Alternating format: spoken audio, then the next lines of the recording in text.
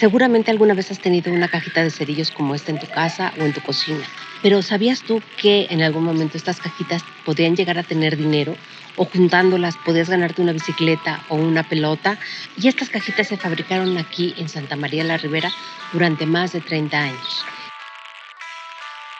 Esta es la historia no contada de la cerillera La Central, la chocolatería La Cubana y una fábrica de velas, tres gigantes que levantaron un barrio entero.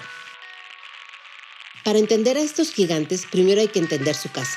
Santa María la Ribera nació como idea a mediados del siglo XIX y se consolidó a partir de 1861 como uno de los primeros fraccionamientos modernos de la capital. Fue un proyecto ambicioso pensado para una clase media que buscaba un espacio ordenado, lejos del caos del centro. Y el nombre de sus calles es porque esta zona era tierra de huertos desde el siglo XVI, cuando Hernán Cortés mandó repartir estos terrenos para huertas en 1524. Casi 300 años después, cuando los hermanos Flores trazaron el fraccionamiento, retomaron ese espíritu y bautizaron cada calle con el nombre de un árbol: naranjo, fresno, cedro. Pero ¿sabías que en el corazón de este barrio residencial latía un poderoso motor industrial? Su cercanía con el centro y con las vías del tren de la estación Buenavista lo convirtieron en el lugar perfecto no solo para vivir, sino también para producir. A finales del siglo XIX y principios del XX, mientras las familias construían sus casonas porfirianas que aún hoy nos deslumbran, las fábricas empezaban a dibujar un nuevo perfil en el horizonte. A través de 3 historias vamos a explorar cómo eran esas fábricas y los retos que enfrentaron al estar rodeadas de casas, porque en Santa María la Ribera las fábricas dejaron mucho más que chocolate, velas o cerillos. Dejaron memoria, identidad y un paisaje que todavía vive en sus calles. La primera de nuestros gigantes industriales perfumó el barrio entero durante casi un siglo.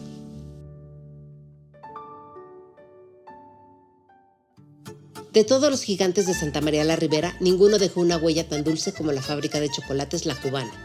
Aunque algunas fuentes sitúan su fundación en 1872, su historia en el barrio se consolidó en 1925, cuando se trasladó a su icónica ubicación en la calle de Cedro. Ahí se construyó un imponente conjunto de ladrillo rojo. Pero La Cubana era mucho más que una fábrica. Los relatos de los vecinos la describen como una auténtica microciudad. El complejo tenía la planta de producción, una imprenta propia, oficinas, la casa de la familia fundadora, los Munguía, e incluso una tienda donde se vendían los chocolates directamente al público. Para generaciones enteras, La Cubana era el epicentro sensorial del barrio. Imagínate caminar por la calle de Cedro y ser recibido por una nube de olor a cacao. Entrar a la tienda, como recuerdan algunos, era un festín, incluso si no tenías dinero para comprar.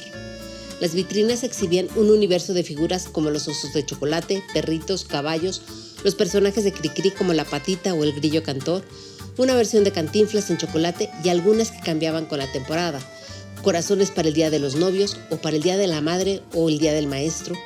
Algunas de esas figuras las diseñaba la propia Clara Munguía, hija de la familia fundadora. Y por supuesto, los inolvidables cigarros de chocolate que marcaron la infancia de miles. La fábrica era también un pilar social. La familia Munguía se involucró a fondo en la comunidad, sentando las bases de lo que hoy conocemos como la Fundación Merced, una importante organización filantrópica. Sin embargo, tras décadas de gloria, el gigante empezó a cansarse. En 1996, la familia Munguía vendió la chocolatera y para 2004, los nuevos dueños fueron desalojados por falta de pago. La calle Cedro quedó tirada de cocoa, azúcar y máquinas destruidas, mientras más de 200 trabajadores se quedaban a resguardar lo que se pudo salvar. Ese mismo año, La Cubana se trasladó a Lerma, Estado de México, donde sigue produciendo chocolate hasta el día de hoy. Parte del terreno original se convirtió después en un desarrollo de departamentos, pero la fachada está catalogada por el INBA y por eso se conservó intacta. Y si crees que ya viste la historia más curiosa del barrio, espera escuchar la del segundo gigante, una fábrica que metía dinero de verdad dentro de sus cajitas. Nuestro segundo gigante no impresiona por el tamaño de su edificio, sino por lo presente que estuvo su producto en la vida de millones de mexicanos. Hablamos de la cerillera La Central, la marca cuyas cajitas se convirtieron en un objeto indispensable en cada hogar. La historia de La Central nos lleva al año de 1885, al puerto de Veracruz. Ahí los hermanos León y Manuel Mendizábal se asociaron con otros 2 hermanos, José y Pedro de Prida, para fundar una empresa de cerillos y fósforos. La bautizaron Compañía Industrial de Fósforos y Cerillos, pero por estar cerca de la estación central del ferrocarril del puerto, la gente empezó a llamarla simplemente La Central. El negocio funcionó tan bien que sus fundadores decidieron abrir una sucursal en la Ciudad de México, justo aquí en la calle de Pino, y se quedaron más de 30 años. En 1890 hicieron oficial el nombre que ya todos usaban, La Central Fábrica de Cerillos y Fósforos, pero el ferrocarril que le dio el apodo tardaría todavía 12 años más en aparecer en las cajitas. Fue hasta 1902 que la locomotora se convirtió en el logo que hoy todos conocemos. Como las demás fábricas del barrio, la Central tuvo que lidiar con las autoridades por temas de seguridad. En 1909 tuvo que defenderse ante la Comisión de Fábricas e Industrias, explicando que el fósforo que usaban era amorfo, es decir, inexplosible, y no el fósforo blanco que sí representaba riesgo de incendio. Discutieron, dieron sus razones y un mes después la autoridad les dio la razón. Y aunque hoy pensamos en la Central solo como una marca, durante décadas fue parte activa de la vida del barrio.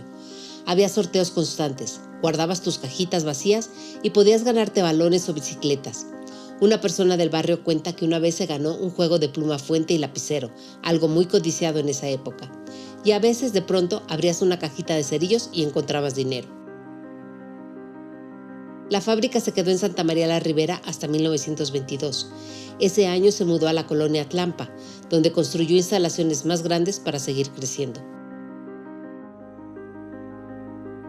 A partir de los años 40, bajo la dirección de Daniel Montul, las cajetillas de la Central se transformaron en pequeñas galerías de arte portátiles. Nació entonces la Caja Clásicos de Lujo, con reproducciones de obras maestras de pintores como Rembrandt o Velázquez. La compañía incluso sacó un álbum para coleccionar las 122 ilustraciones distintas, con biografías de los artistas, y a quien lo completaba le regalaban una litografía de regalo. Años después sacaron otro álbum, esta vez con paisajes mexicanos del pintor Jorge Cázares y poemas de autores como Amado Nervo y Octavio Paz. Hubo incontables líneas de cerillos con distintos temas, pero una de las más curiosas fue Flama, que en lugar de pinturas traía recetas de cocina impresas en la cajita. Hoy la empresa, con más de 140 años de historia, sigue operando. La producción se trasladó al estado de Hidalgo, pero las instalaciones de Atlampa todavía están abiertas. Pero no todas las fábricas del barrio tuvieron la suerte de sobrevivir, ni siquiera de ser recordadas. La última de nuestras 3 historias casi nadie la conoce y tiene un secreto escondido en piedra que lleva más de 100 años frente a nuestros ojos.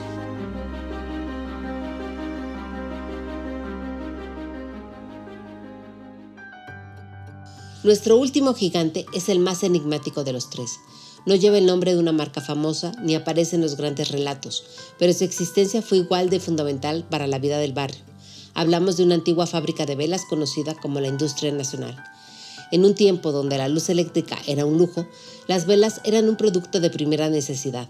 Se estableció en 1894 en la calle de Fresno número 131 y desde entonces perteneció a los hermanos Melchor y Aurelio Camacho. En 1908 la revista El Tiempo Ilustrado le dedicó un artículo donde alababa el prestigio de la empresa. Tenía maquinaria moderna capaz de producir entre 90 y 100,000 velas al día. Las fotografías que acompañaban este artículo mostraban algo que hoy nos costaría trabajo ver con naturalidad: una veintena de niños cortando la cuerda del pabilo. En esa época, el trabajo infantil se veía como una actividad formativa, casi equiparable a la escuela, frente al ocio o la ignorancia. Algo que esta fábrica sí logró, igual que la cubana, fue convivir en paz con sus vecinos. El olor de las velas no molestaba a nadie.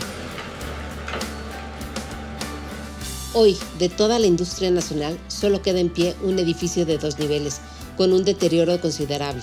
Pero si levantas la vista hacia el remate de la fachada, vas a encontrar algo que casi nadie nota: un relieve de cantera con el título La Industria, un águila que sostiene una banda con el nombre de Aurelio Camacho y debajo un escudo con el lema en latín Labor Omnia Vincit, el trabajo todo lo vence, acompañado de las figuras de Fortuna, diosa de la suerte, y Mercurio, dios del comercio.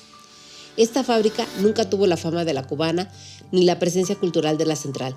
Su importancia estaba en otro lado. Sus velas iluminaban las noches, acompañaban los rezos y eran parte de los rituales diarios de miles de familias.